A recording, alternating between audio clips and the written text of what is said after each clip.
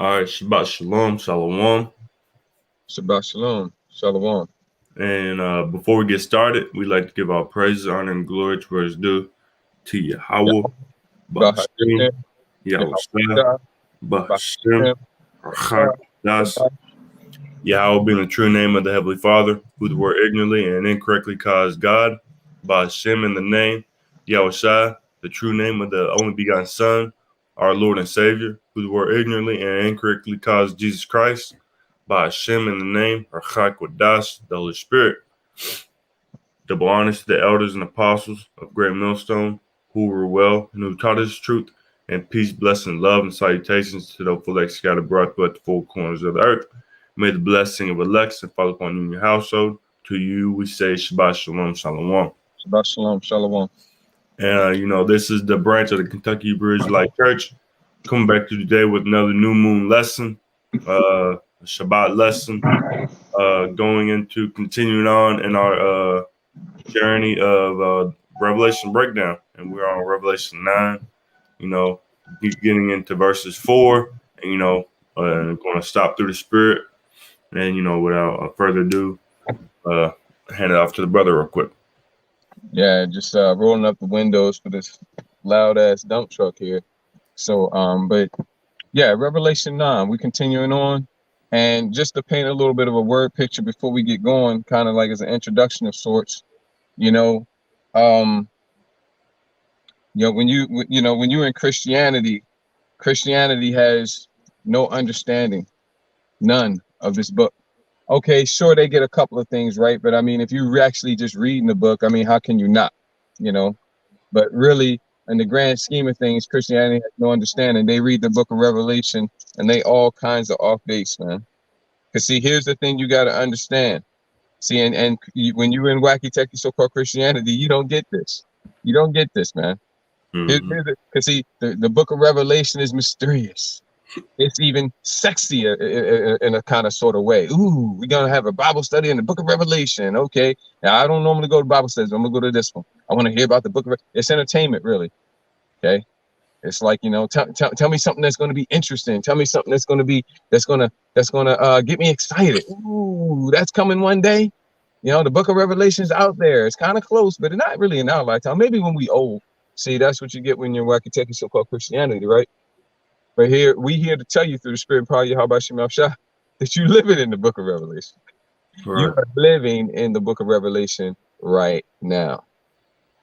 Okay, and that's what we're here to tell you. Because see, wacky techie so-called Christianity is in a world of. Well, let me put it to you this way. Remember when you was a child, and sometimes you would have those coloring books, and sometimes you had those activity books. And you had those activity books, and it has a two-dimensional kind of like cartoon figure, and you could cut the cartoon figure out, and it has like tabs, and you can like, you has clothing, and you can like cut the clothing out and cut the two-dimensional figure out, and the clothing, when you cut the clothing out, it has tabs so that you can fold the tabs back around the little two-dimensional person to put different clothes on. You can fold the tab around, put these clothes on the figure, and take those clothes off and put these clothes on the figure. So you got this two-dimensional cartoon figure. Okay. Well, in a world of stick figures, the two-dimensional cartoon figure looks amazing. I mean, because everything else is sticks, just line, Yep. Bubble head, 2 dots for eyes and a smiley face or a sad face. But this everything else is sticks, right? But compared to those sticks, that two-dimensional cartoon figure looks amazing. That's what wacky techie so-called Christianity is. Wacky techie so-called Christianity is a fraud, man. It's a sham, okay? But compared to everything else, if you're looking for the truth, and that's the only thing you see around, you kind of like, well, kind of looks like, I kind of feel like something's missing, maybe. But hey, that's it. That's got to be it. I'm looking at. That's it. It's got to be it. Okay. But is it? No. You just haven't come across the truth yet. You haven't come across the three-dimensional yet. Okay. Oh, I forgot to throw in that it's black and white. Okay. Right. Black. I forgot to throw that in there. So the stick figures are just black. And then now you got these two-dimensional cartoon black and white characters, and that's like amazing. That's like, wow, that's awesome right there. People get all into that until the three-dimensional and Technicolor comes along. All right. Which you compare the three-dimensional. If going from stick figures to two-dimensional black and white figures is a huge jump, how much of a jump is it going from two-dimensional black and white figures to three-dimensional in Technicolor? Okay, and that's what this truth is, man. This truth is the real deal. And the fraud, the fake, phony truth looked real good until, well, you know, in some regards, because like I said, even people in it, it seems like something's not right, but this is it. There's nothing else. So, you know, this has got to be it. This must be it, you know? But then, and that looks real good until the real thing comes along, man. And the real thing is this truth, this gospel truth that we're preaching and teaching through the Spirit, probably how about Shem Shah, as heads come out of One West, man. That's this truth.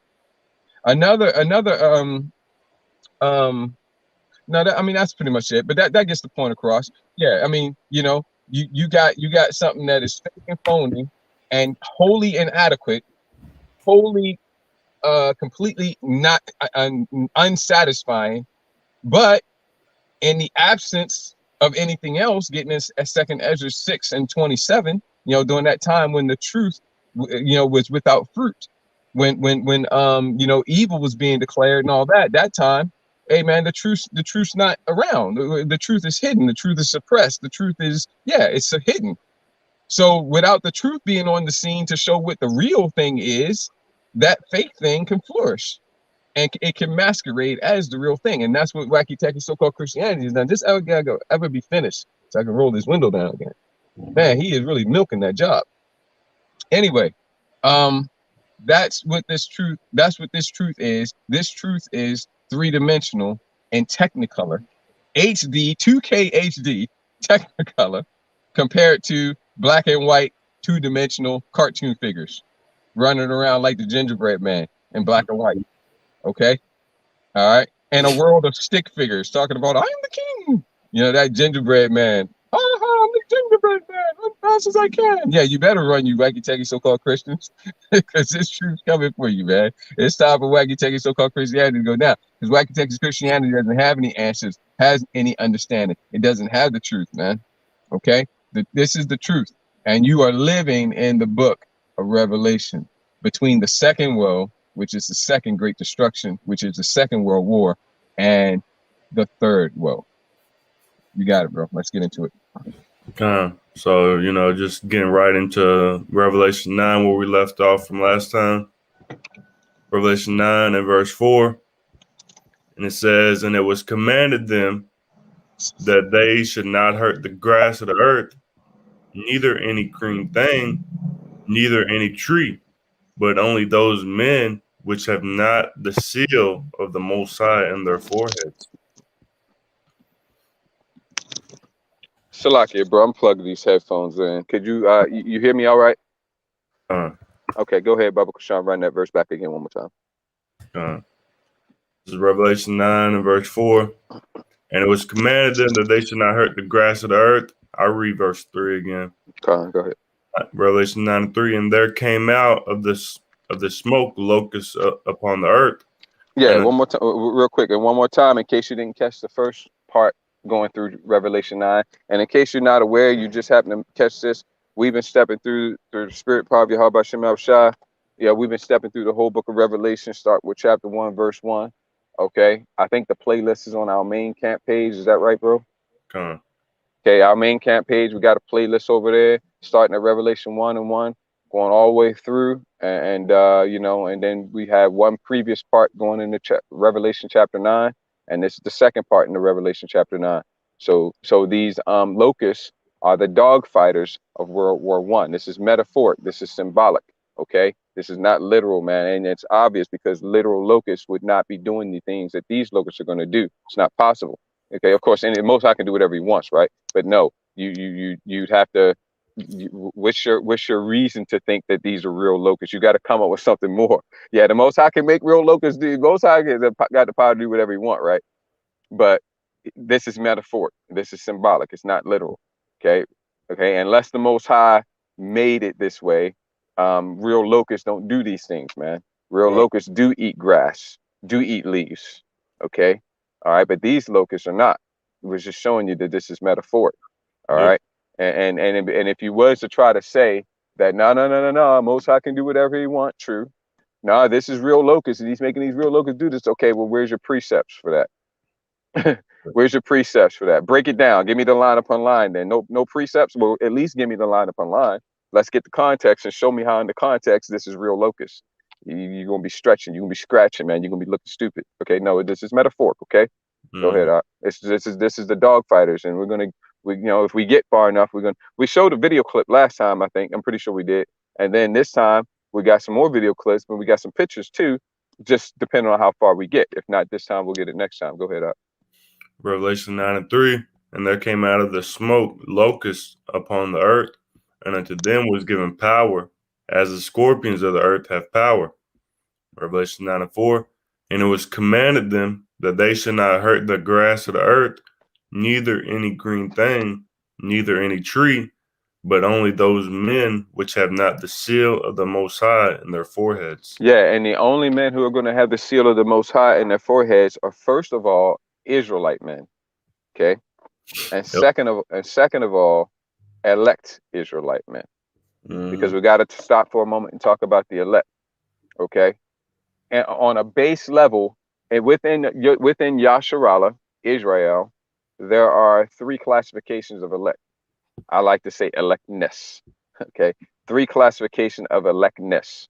Okay, you got the base level class of electness, which, depending on how you count it, you can say that's class 1 or you can say it's class 3. Let's say it's a third class.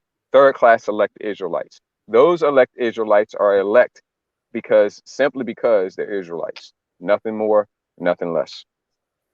They're Israelites. Therefore, they're elect. That's your base level electness, so to speak, within Israel. Then moving up from there, if that's the third class and you got three classifications, then the next class has to be the second class elect Israelites. That's the next class, and that's going to be where you get your friends of the prophets, okay, the 1/3, as well as the rest of the elect Israelites that are scattered abroad to the four corners of the earth, east, north, south, and west. Your women who are also heirs to the grace of life, who are going to be paired with an elect Israelite man to get salvation, okay? Or the small percentage of women who are going to have to go a very, very rough path and go through this tumultuous time without an elect man of Yasharallah, okay? Which is going to be highly, highly, highly undesirable. But hey, some of you women, the Most High may put most likely the Most High, it's our expectation that there's going to be some women that have to go that path. And that's going to be an extremely undesirable path. But if that's the will of Yahweh Shem Rasha for you, you're going to have to go through. What can you do? Whoever resists the will of the Most High, and he's going to see you through it. Or you're going to be a martyr, and either way, you're going to eventually wind up being good. Okay, all right. But most women are going to be paired with an elect man of Yasharallah, Isaiah 32:2, and you're going to get your salvation that way. Okay, and every woman, whether she's paired with an elect man of Yasharallah or not, which most will, the vast majority will, you're getting salvation for that purpose. Because, even if you're in that small percentage that goes through this time without an elect man of Yasharallah, when we get on the church, you're going to be paired with that you getting saved for an elect man of Yasharallah, point blank, period. There's no exception to that when it comes to the women. So the second class elect Israelites are the men, women, and children who are of the 1/3. And then within the second class elect Israelites, I said of the 1/3, but that also includes of the 1/3 as well as the rest of the elect, which are scattered abroad, okay? Because it's the 1/3 is just talking about here in Babylon, America, okay? But then you also have elect Israelites, a small percentage of elect Israelites scattered abroad to the four corners of the earth, east, north, south, and west, right? So that group of Israelites are your second class elect Israelites. And then you have your first class, your top tier of electness, which is 144,000. Okay. So right now, the Most High is not dealing with that base level elect group. the third class elect Israelites that are just simply elect because they're Israelites, the Most High is not dealing with them right now. I said right now. I ain't say he wasn't dealing with them. I say he's not dealing with them right now. Okay, because see, they're still Israelites and they're still elect, but they're just third class elect Israelites. So right now, the Most High is not dealing with third class elect Israelites. He's starting at second class and up. Okay, second class and up. Okay, so demons, bro. Anyway, second class and up, right? That's what he's dealing with right now. So when it talks about having the seal of the living power on their foreheads, it's talking about those elect men. Okay, those the elect Israelites, the second class and up elect Israelites, specifically here the men, because this is in a wartime, right? And unlike now where Esau, brother just did a lesson going into it, right? You women are going to be getting drafted, you know. So, back then, man, they didn't have women going off fighting in the wars, right? So these elect men that are second class elect Israelites and up, what's it say again? But only those men which have not the seal of power in their foreheads, which means the region between and or behind their eyes. It's not talking about literally your forehead. This is a spiritual mark, and we're going to get the precept to show you that. This is a spiritual mark, and this mark is a mark on your mind, which is inside your head, of course, your spirit, really, which is inside your what's it called again? Your what's it called, bro, where the spirit is and the head? It's escaping me right now. I forget. Your pineal gland. Yeah. Okay, which that's what houses your spirit. Okay, so this is a mark in your mind. The forehead, when you see forehead and you dig into that word, it means the region between and or behind the eyes. Okay, so when it's a mark that's being placed on the elect, when it's a mark that's being placed by Yahweh Shema Shah, it's a spiritual mark in the head. Now, the Hashatan, all right, will use the devil, because Hashatan and the devil are not the same. Hashatan will use the devil to place a spiritual Shalakia, to place a mark in the head as well. Revelation 13:16-18.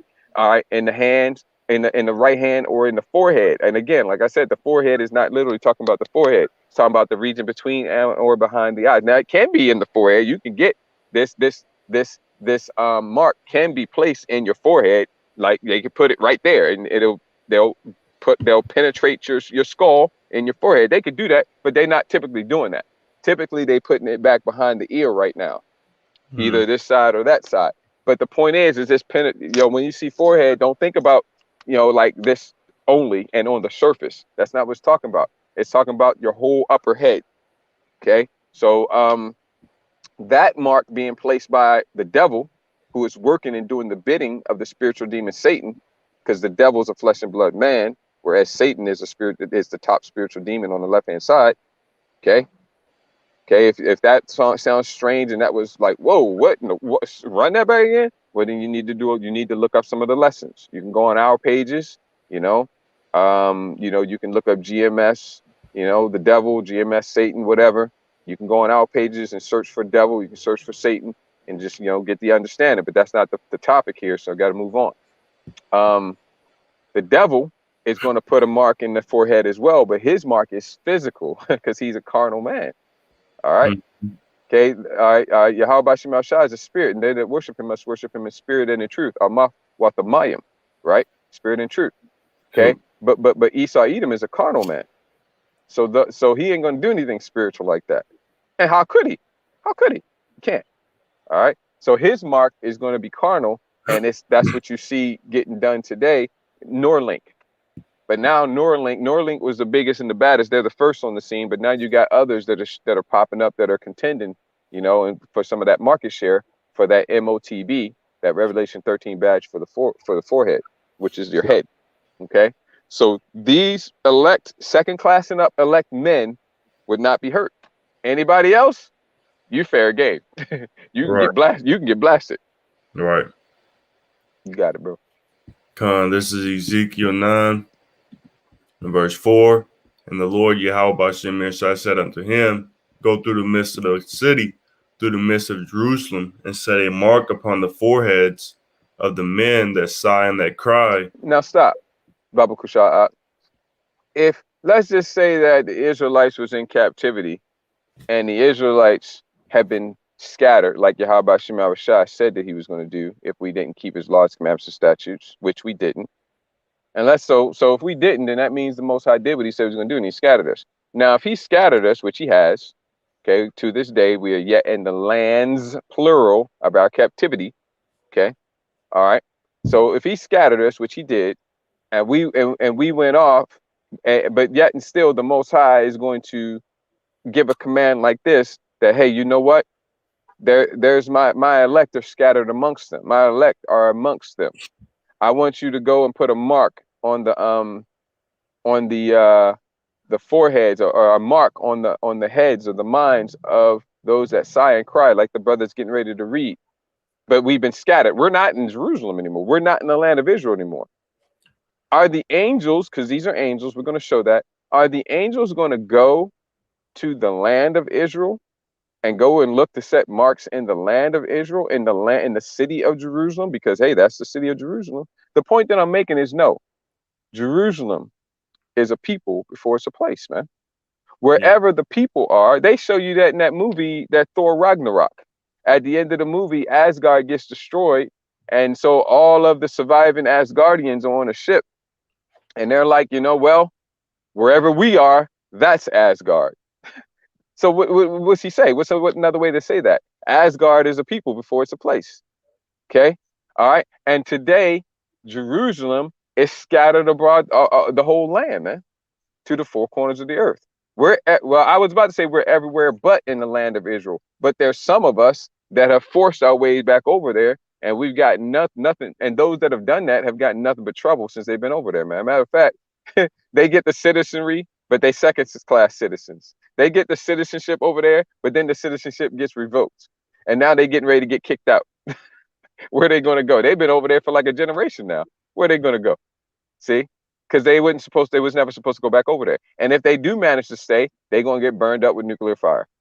And, not to say that there might not be an elect over there or some elect over there, because, hey, man, the Most High, if it is that small couple of 2 or 3 or whatever it might be, elect Israelites would get salvation and get taken out of there. But the rest of them would get burned up, because that's what's going to happen to that land. It's going to get purified and then rebuilt up before we get moved back into it. You got it, bro. Ezekiel 9:4 again, and the Lord Yahweh said unto him, go through the midst of the city, through the midst of Jerusalem, and set a mark upon the foreheads of the men. You got it. Go ahead. Yeah, you go through the midst of Jerusalem, through the midst of the men. Okay, Go ahead. And set a mark upon the foreheads of the men that sigh and that cry for all the abominations that be done in the midst thereof. Yeah, you down with the abominations being done today?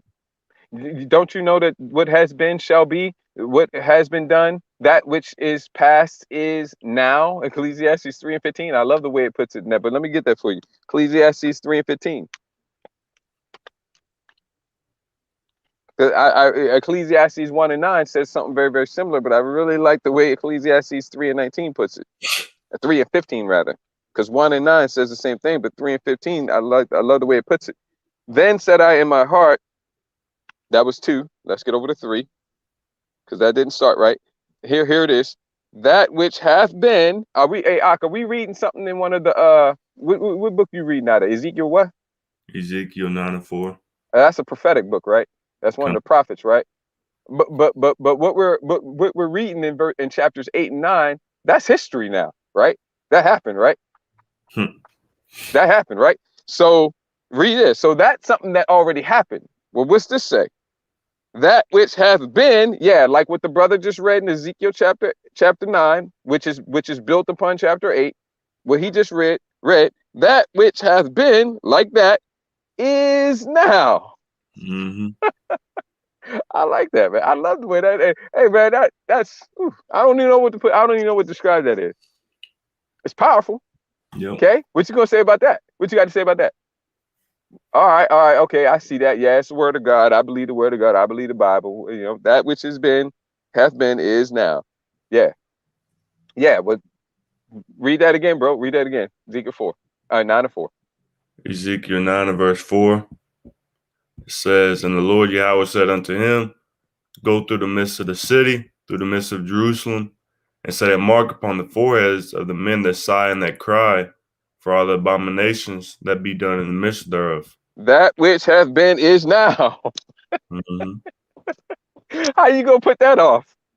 How you gonna say, oh well, I think that's coming in the future, maybe when we old, or maybe like our children's time. That which has been is now.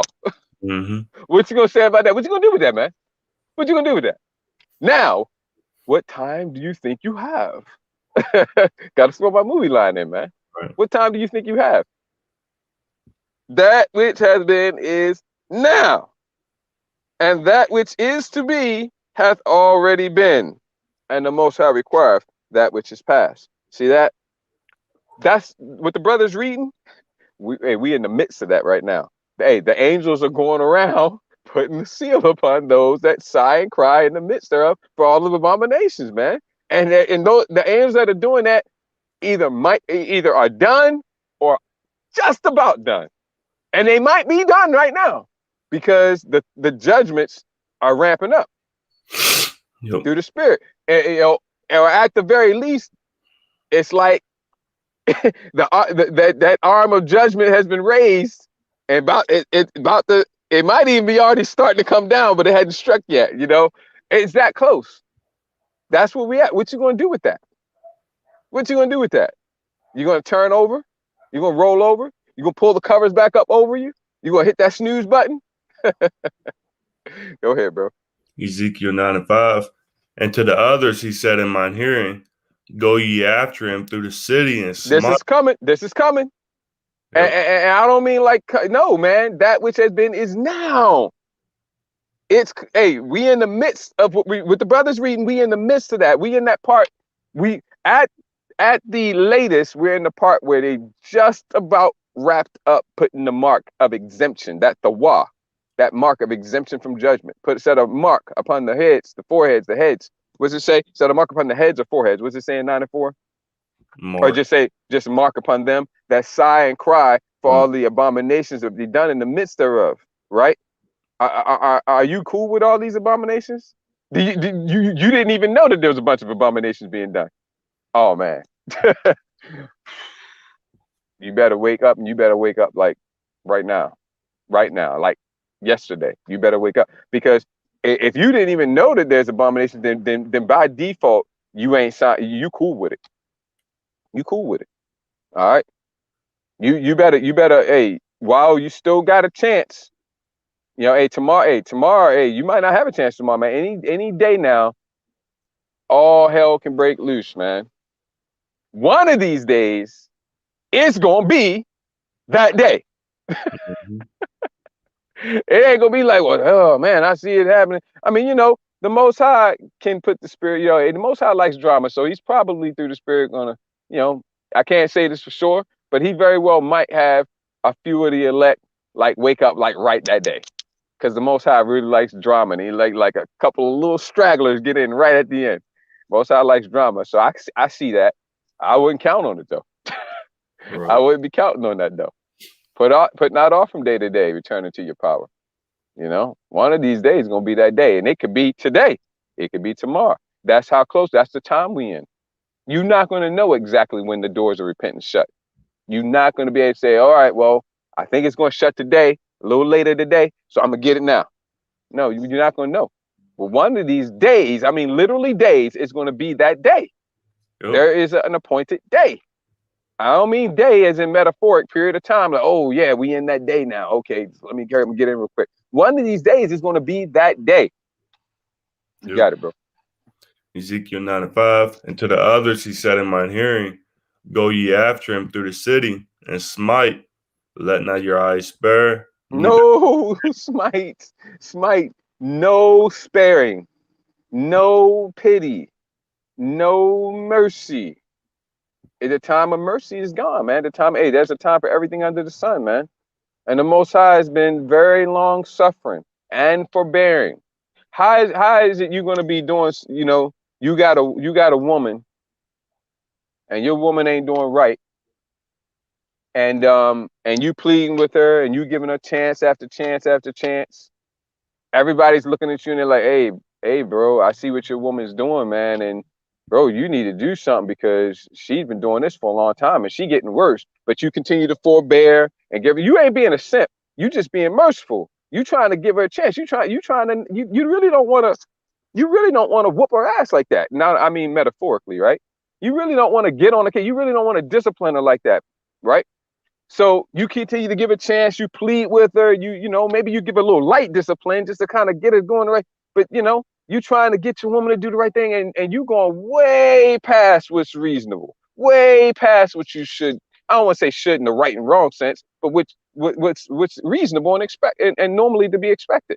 Anybody else would have long ago dropped the hammer, cut the woman off, threw her to the wolves, so to speak. But you continue to forbear, I mean, way past. And then, but she just gets worse and worse and worse and just will not do right. I mean, she makes it so obvious that the more you try to help her and love her and all that and correct her, she gets more and more irate and belligerent with you. And then eventually, way down the line, you're like, that's it. Time for judgment. And then she wants to up and say, mercy! Mercy, be merciful to me. Why are you so hasty to judgment? Why are you going to do me like that? Wait a minute. All this time, I've been merciful. All this time, I've been forbearing. All this time, I've had my hand extended. My door has been open to you. I've been pleading with you, putting up with multitudes more, you know, multiples of time more bullshit than I should for way longer than I should, many times over longer than I should have. But I've been doing it. And now you want to talk to me about mercy? No, that time is gone. That time is gone. You not get it. It's too late. Hey, when something's too late, it's too late, right? How can it be too late, but you still get in? Well, then it wasn't too late. But when it's too late, it's too late. You can't get mercy during the time of judgment. You get mercy during the time of mercy. You get judgment during the time of judgment. You can't get judgment. Well, I ain't gonna say you can't, but you don't usually get judgment during the time of mercy. It's the time of mercy. Really, I'm gonna go, yeah, you ain't gonna get judgment during the time of mercy. It's the time of mercy. You ain't gonna get mercy during the time of judgment. It's the time of judgment. Hey man, during the time of judgment, you seeking mercy, but when it was mercy, the time of mercy, which was very long, time of judgment is brief. Time of mercy and forbearance and long suffering is very long, man. You know, I'm trying to. There you go. You know, you had all this opportunity. So what makes you think now that that's finally come to an end? Finally, seemed like it would never end. Seemed like it would never close. Now it's finally come to an end. Now you want to seek that. Most High ain't playing those monkey games, man. What you take the Most High for? Most High ain't playing those monkey games, man. He is rich in mercy, tender loving kindness, long suffering, not willing that any should perish, but he's also an all-consuming fire. He's also the king of terrors. You know, a false balance is an abomination to Yahweh Shemel Shai. If he finally got to the point where it was like, that's it, time for judgment, and then you're like, wait, I'm sorry. Number one, you don't mean it. You're just trying to get out of the ass whooping. But let's just put that aside. Oh, wait. And they, okay. I know I really said it was the time for mercy was done and the door of mercy was shut, but I'm going to go ahead and let you in. That's a false balance. That's not the nature of the Most High. Okay, get to know the true power of the book. Okay? You got it, bro. Continuing on in Ezekiel 9:6, slay utterly old and young, both maids and little children. Yeah, no, hey, everybody's gonna get it. Most High don't give a damn how sexy you are. A lot of you women think y'all so privileged and you're so used to getting the privilege because of your looks, which the Most High likens your looks. If you're not virtuous, if you're not living the way that the scriptures say to live, at least trying to, at the very least, desiring to. I mean, real desire, not like, oh yeah, I want to. Hey girl, what we going on tonight? You know, none of that, right? You don't really, you know, hey, lip service. No, real, right? If you really want to and you making an effort, that's one thing.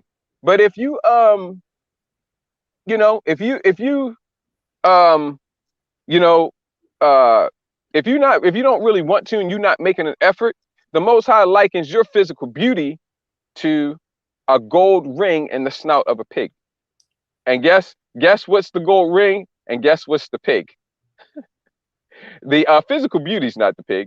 The physical beauty is the gold ring. It does have some value, all right, and it is nice to look at, and it's shiny.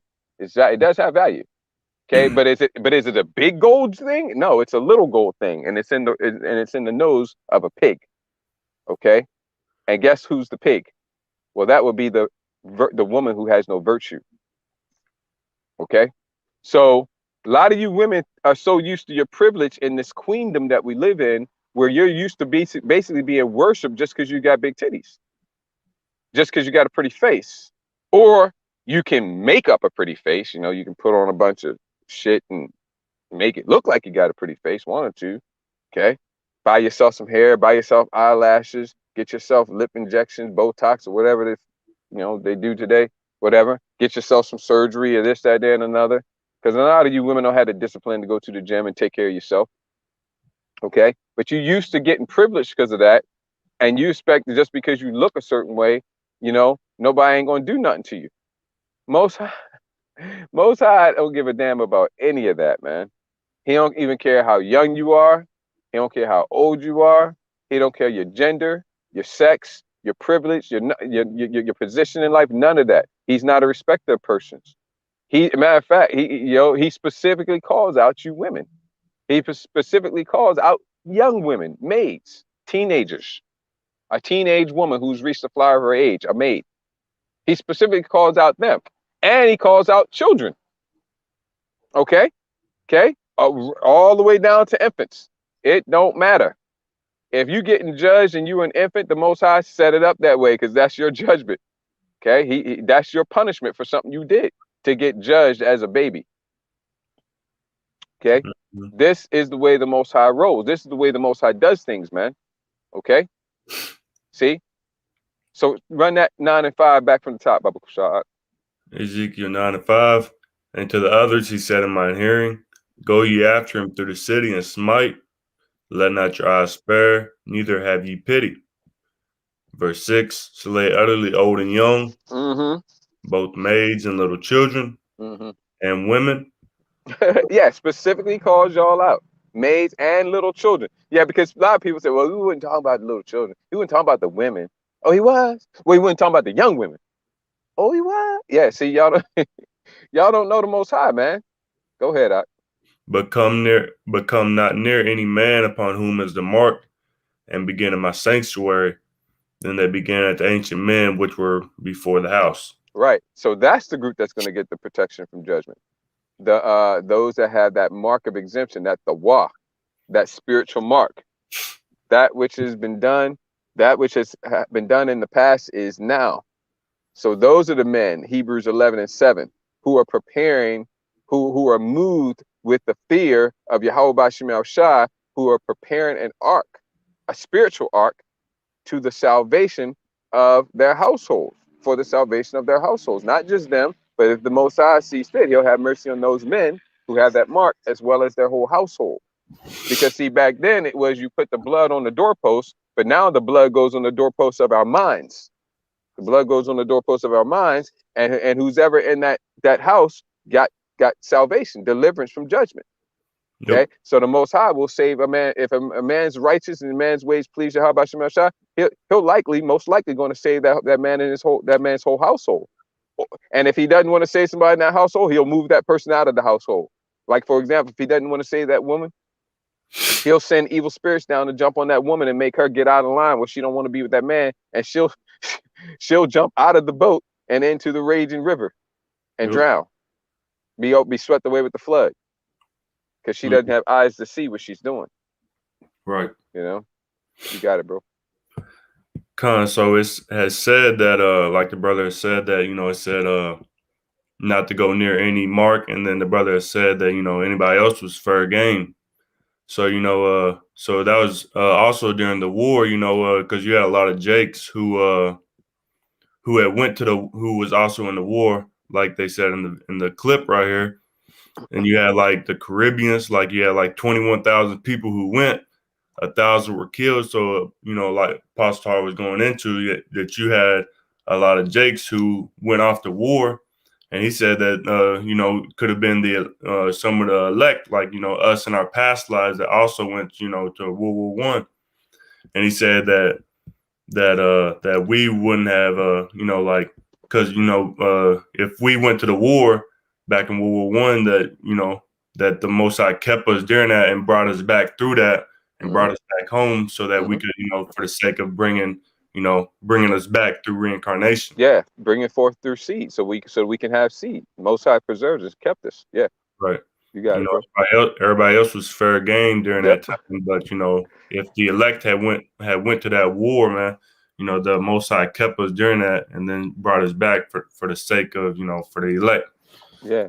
And definitely it was some of the elect over there, and that's exactly what this is getting into. Because see, this is a very interesting thought, man. Like I said, 3-dimensional 4K ultra high definition compared to 2-dimensional black and white cartoon figures. This is a very interesting thought, man, that the elect, especially in this day, unless you're of the small number that's going to be martyrs, the Most High has determined that a small percentage of the elect, it's his will for them to glorify him by laying down their lives and being martyrs for this truth. But outside of that number, the elect's immortal. We already immortal. One matter of fact, the brother GMS Lions on Fire, I think it might be, or it might be, I can't remember the brother's handle. It might be, I think it's actually a different brother. It's the brother in the Dallas camp. I can't remember his name right now, but he did a lesson going on today. But like, we may be immortal already. Those, that's what Yahushua Mashiach talking about. Says there be some amongst you who will not taste death until they see the Son of Man coming in the clouds with great power and great glory. If we're of that number, as long as we're not those that it's our lot to be martyrs, we're already immortal.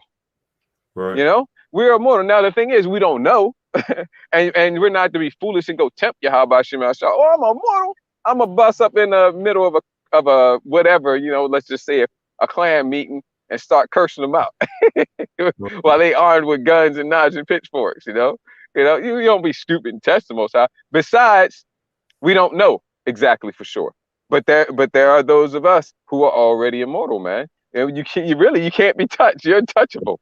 The thing is that those elect men who were sucked into World War I, they didn't know that. So right. Them bullets were whizzing by and all that, and they was going, had to get up close with a bayonet, and they didn't know what the fuck was going to come out of that. They was like, it's like I can get gutted right here. I can get my head blown off right here. They don't know. So, they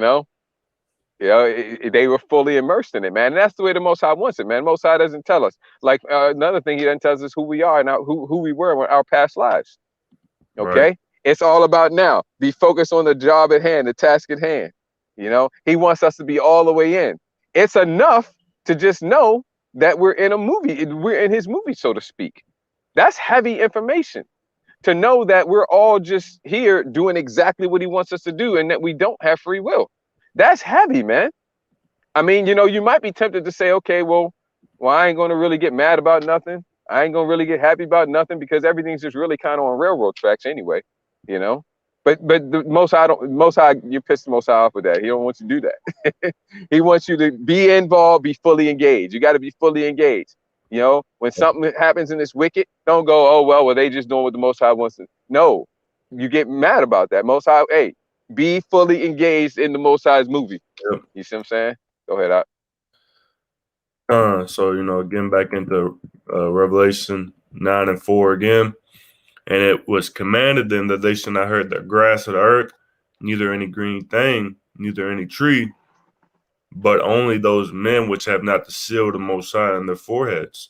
So like the brother was going into, everybody, if you didn't have that seal, that you was fair game to get blasted, to get bombed, to get bayoneted, to get killed. Revelation 9:5. And to them it was given that they should not kill them, but that they should be tormented 5 months. And their torment was as the torment of a scorpion when he striketh the man. Yeah, and that 5 months is metaphoric, man. You got to understand the Most High will sometimes use months symbolic to reference years, yep. And this is one of those times. That's 5 years. and it's not an exact. The Most High does things like this. It's actually like, I think it was either a little more than 5 years or a little less than 5 years, like 5 years and change, or 5 years minus a little change. But it's that 5 years. That's how long the World War I lasted. Okay, Right. and the Most High does that, man, because this book is to be a mystery to those that don't have the speed. There's no way you can pick this book up. Now, there's certain things that are just plain, but even the things that are plain have deeper spiritual meanings. And there's no way that you're going to get that. If you can't get those deeper spiritual meanings with the things that are plain in the literal sense, then, you know, all the more are the things that are highly metaphoric, like what we're reading, hidden. And so the Most High does this and uses metaphors and similitudes and parallel and parables, because this book, he made this book a tortuous path that no one is ever going to even start to get through without the Spirit. You got to have the Spirit. These things, the words I speak to you, they are spirit and they are life. And you're not going to discern and understand these things unless the Spirit is working with you. Okay? I don't know how loud that is, bro. I can hear it. How loud is it though? Because if it is, it looks like it's going on. So go ahead. It's normal. But I was looking up, you know, World War I. It said World War One. Let me see if I can zoom in a little more. It says World War I lasted from the 28th of July, 1914, to the 11th of November, 1918, which is okay. Okay, go ahead. Which is a little what? A little over 4 years. And then you had the Treaty of Versailles, which is I'm getting it right here. You got the Treaty of Versailles, which is was the Treaty of Versailles signed in June 1919 at the Palace of Versailles in Paris at the end of World War I. So there you go. So when did it start again? When did it start?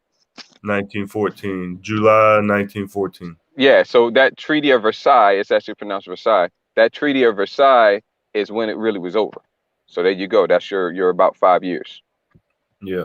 So it says at the end, codified peace terms between the victorious Allies and Germany.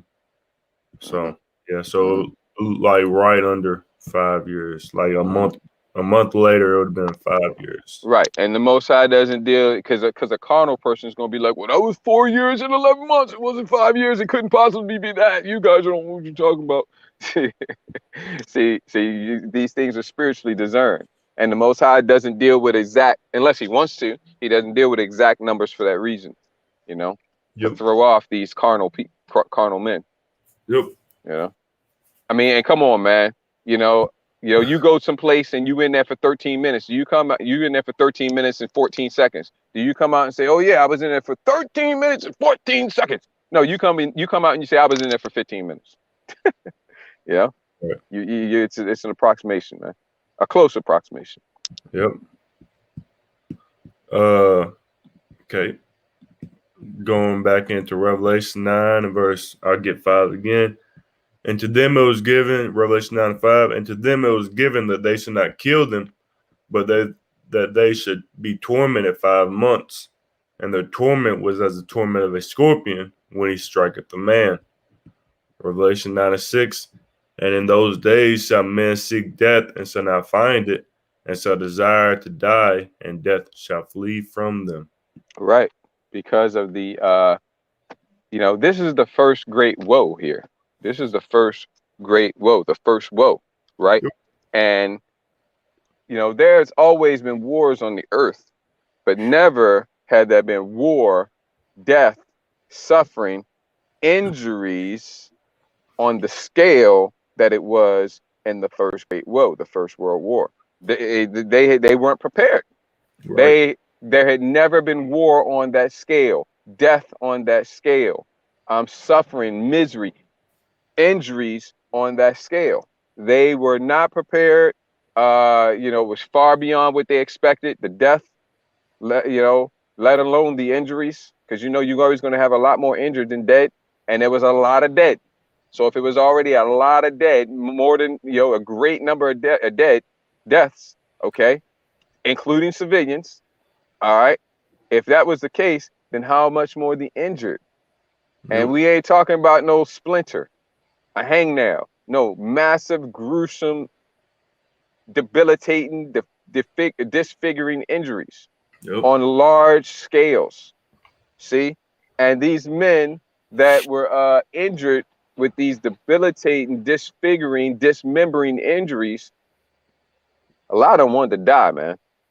Yep. And we're gonna get a clip, okay? Especially because you just went through one. Man, they never been war like this before. Never been war like this before, and you just went through this terrible war with great death and great suffering. You saw, you know, your best buddy, your second best buddy, your third best buddy, your best buddy get his head blown clean off. You just saw that in the war. Your second best buddy got gutted by a bayonet right in front of you. Your third best buddy got a leg blown off. All right.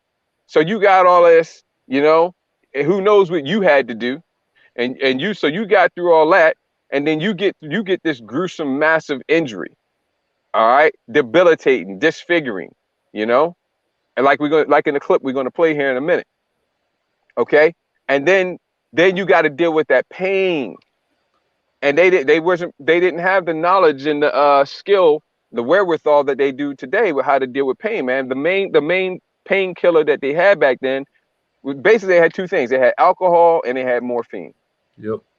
And the morphine, if you look up morphine, you'll find out that morphine is effective, moderately effective at treating some types of pain, but not all types of pain, man. Some types of pain, morphine, you know, depending on whether it's neurological or whether it's just straight physical, whatever type of pain it is, some type of pain, morphine doesn't really do anything for it.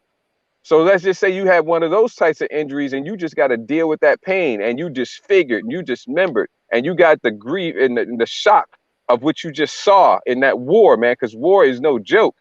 And then on top of that, you got to live this way for the rest of your life.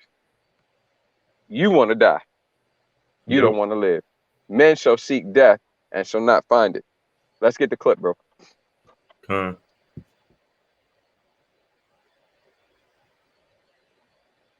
can't hear anything. I don't know if it's banner the web page. Basically, it says no end for the wounded. It says many men wounded on November 11th succumbed to injuries after the 11th hour. Many more endured years of pain and suffering over physical wounds that couldn't quite heal right or could never be healed. The reason why they couldn't quite heal right because they didn't have the medical know-how like they do today. Like I said, the only painkiller they had was morphine. So they had to deal with that pain for the most part. And they wanted to die. Go ahead. Reading on, it says, one of the most horrifying, a Commonwealth soldier named Thomas was gravely wounded on November 6th, just before the negotiations started, and was still alive and conscious when the armistice took effect. Whatever hit him in the face literally tore away the lower parts of his face, nose, mouth, and jaw. Amazingly, he suffered. After years of surgical reconstruction, Thomas finally had something approaching a normal-looking face in August of 1922. Yeah, because he got wounded in the 11th hour. Now that's saying the 11th hour come from World War I because that clip about the war wounded.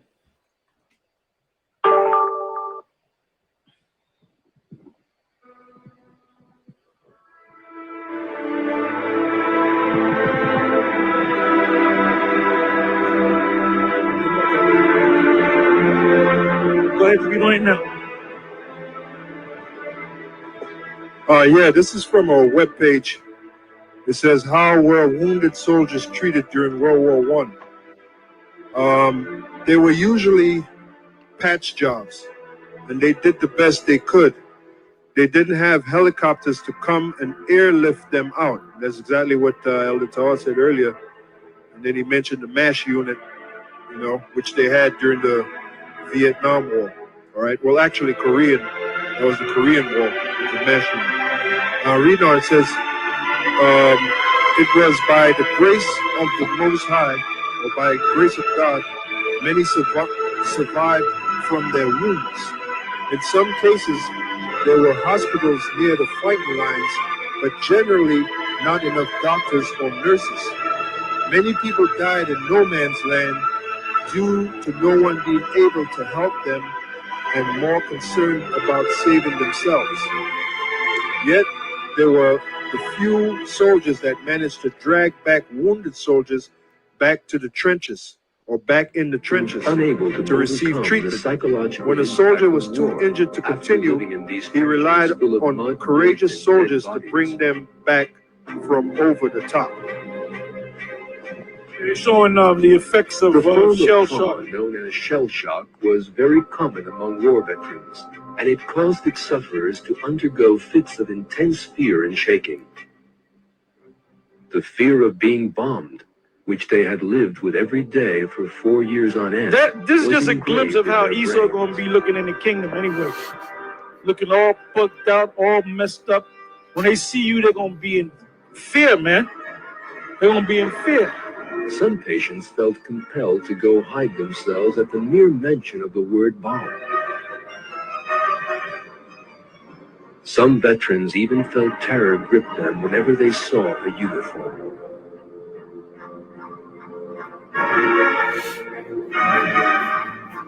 This is how Esau gonna be. He's gonna be brought down to nothing, to a nobody. Tens of thousands of soldiers also lost one or more limbs in this war.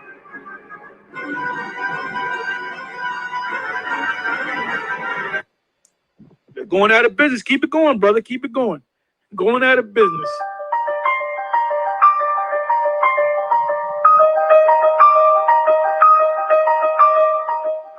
Look at this guy. Look at him. Now, would you want to live looking like these guys?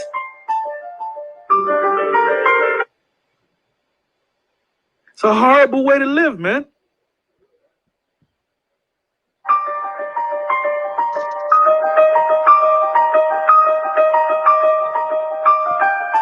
Look at him. Missing an arm. He's not happy. Now this guy. He said he's not happy, but right here he starts to get into you know, Jake's going over to war, you know, what we had talked about earlier, and then forget where.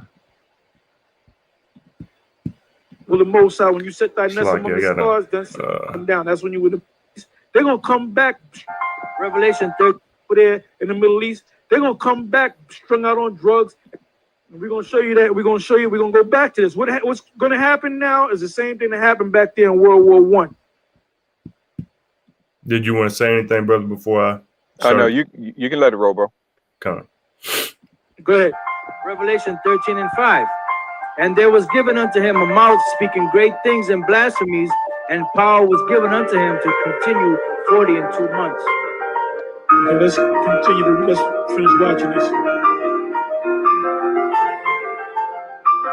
So when these guys came back, they wasn't looking good. They wasn't looking right.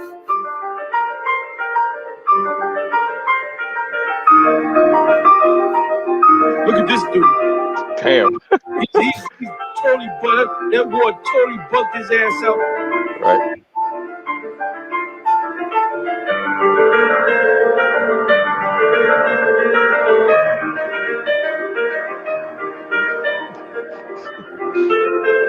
That's Esau in the kingdom, boy. That's what they're gonna be looking like when we come back to that. I wonder if he's gonna be safe.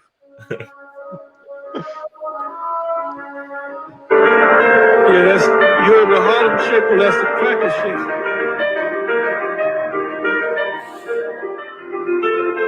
We're laughing about him because we don't give two shits about him. That's right, that's right. Hey, pause it, bro. We kingdom. Yeah, and this shit's funny, man. All right, Yeah. and you know why it's funny? Because see, you got to understand and keep in mind that these people are the wicked, man. All right, you got to have the right mindset. You got to get your mind right. All right, because if your mind ain't right, you be like, damn, oh man, I feel bad for him. You know, oh y'all laughing at him, man. You're a horrible person. How could you? See, your mind ain't right. All right, because what you got to keep in mind is that these people are the wicked, man. The Most High made them to do wicked things, wicked things, terrible things, abominable things on the face of the earth, and then to be punished heavily for it and ultimately destroyed. That's what they're made for. Right. Thus saith the Lord. Thus saith Yahweh Shem Yahushua. So what are you going to feel sorry for them for? All right. What do you got in construction? They got this term called a sacrificial anode. Okay, it's supposed to corrode so that the other metallic components don't corrode. The sacrificial anode will corrode first. It'll attract all the electrons and it'll corrode first, so that the metal that you don't want to corrode will stay in good condition. Nobody laments the sacrificial anode. Oh, damn! The sacrificial anode rusted again. Damn, man, we got to do something about that. You can't have these sacrificial anodes rusting all the time, man. Take care of your sacrificial anodes. Nobody does that, man. Oh, the sacrificial anodes rusted through, replace it. Okay, get the next one. Next. Mm-hmm. And that's, in a certain regard, that's what Esau Edom's like, man. They're the ones that are sacrificial anode. They're the ones created to suffer the full wrath of Yahweh Shem Yahushua. Okay, going into Romans 9. They're the vessel created unto wrath, the vessel created unto destruction, man. They're the sacrificial anode. Nobody laments the sacrificial anode. If you do, you crazy, you stupid. Yep. Okay? Precept. So, yeah, come on, go ahead, bro. Proverbs 16:4.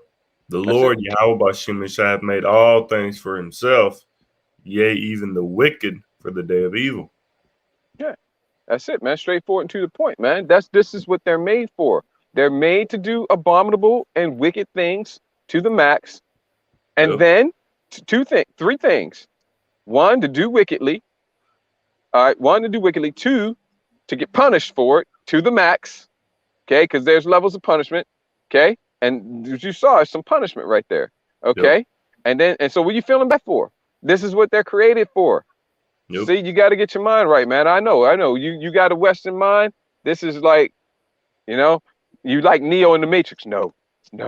Let me out. Ready to pop. He's got to pop. You're Neo in the Matrix, right? No, man. This is what they're made for. So one, to do wickedly. Two, to get punished for it to the max. And then three, to get destroyed in a terrible, terrible, gruesome way. Yep. This is what they're made for, man. So, get your mind right. Go ahead, Art. Okay.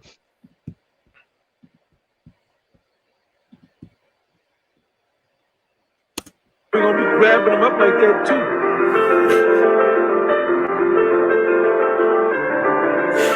He would have been better off dead over there.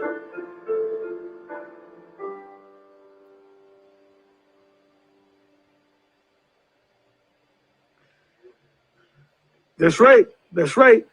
Okay, now. Yeah. So there you go, man. The clip says it. The clip shows it well, man. Real well. Hey, where we just stop at? We got to 6. 6. Yep. Yeah. We got anything else on 6? So we probably pull up there. No, that was it. All right. So yeah, this is a good place to go ahead and stop then. So there you go, man. Yeah, this is you are living in the book of Revelation. It's not something coming. Okay. And you're not gonna be raptured out before the book of Revelation starts, man. That's a lie. Okay.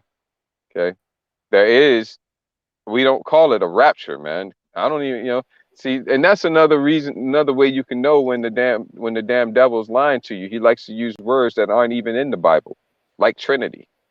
It's not even in the Bible. Okay. All right. Rapture.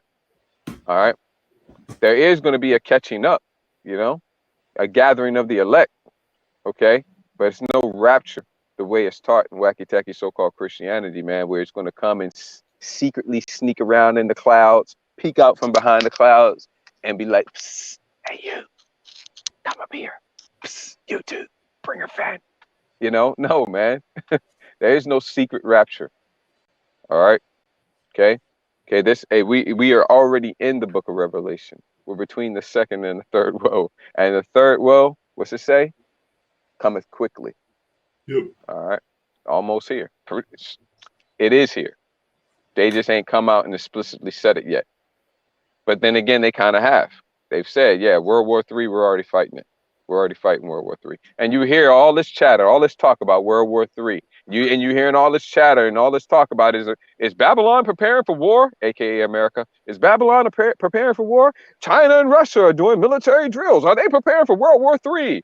You know, Israel, which the Israelis, let's call them what they really are. They're not Israelites. They're Israelis, which Israelis are not Israelites. The Israelis are attacking Iran.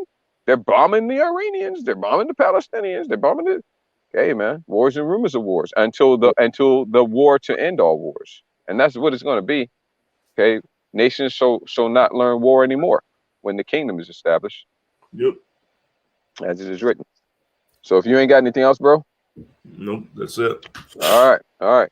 So with that, we're gonna go ahead and give all glory, honor, and praises to Yahweh, Bahashem, Yahweh Shah, Bahashem, Bakah, Kodash.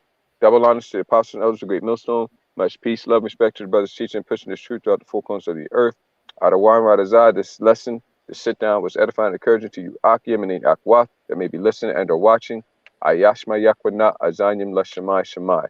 Let him who has ears to hear. Kwam Yasharala.